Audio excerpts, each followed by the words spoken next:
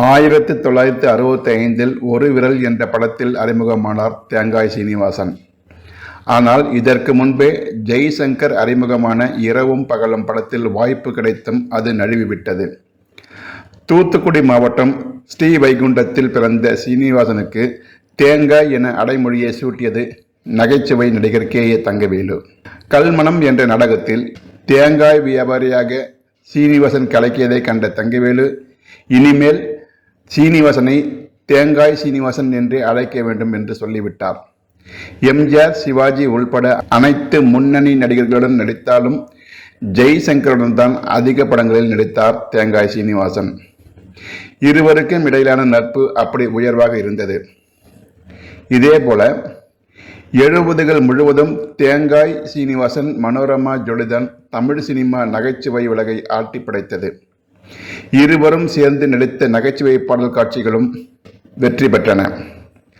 1972 காசேதான் கடவுளடா படத்தில் அவர் கலக்கிய போலி சாமியார் வேடம் என்றைக்கும் மறக்க முடியாதது.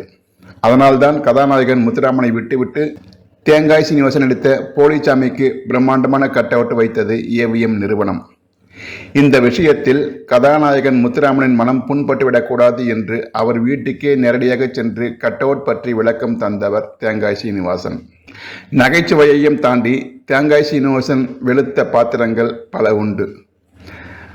வேதாந்தி நிலைக்கு தள்ளப்படும் கலியுக கண்ணன், கள்ளச்சாவி போடும் கில்லாடி பில்லா என 1988 51 வயதிலேயே அவர் இறப்பதற்கு முன் அவர் நடித்து அசத்திய படங்கள் ஏராளம். தில்லுமுள்ள படத்தில் அனைவருக்கும் வசன உச்சரிப்பை சொல்லிக் கொடுக்கும் இயக்குனர் கே. பாலச்சந்தர் தேங்காய் சீனிவாசனை மட்டும் கட்டுப்படுத்த விரும்பாமல் அவர் போக்கிலேயே விட்டுவிட்டார்.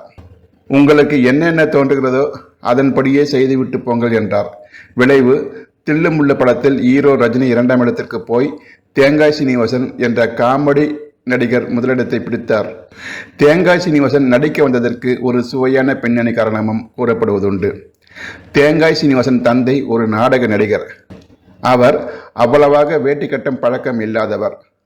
அவர் நாடகத்தில் நடிக்கும்போது வேட்டி அடிக்கடி அவிழ்ந்துவிட இதை பார்த்து தேங்காய் சீனிவாசன் கிண்டல் அடிக்க, தைரியம் இருந்தால் மேடையில் ஏறி நடித்து பாருடா, அப்போது தெரியும் அந்த கஷ்டம் என்னவென்று என்று தந்தை சவால் விட, அந்த சவால்தான் தேங்காய் சீனிவாசன் நடிப்புலகுக்கு வர காரணமாக அமைந்தது.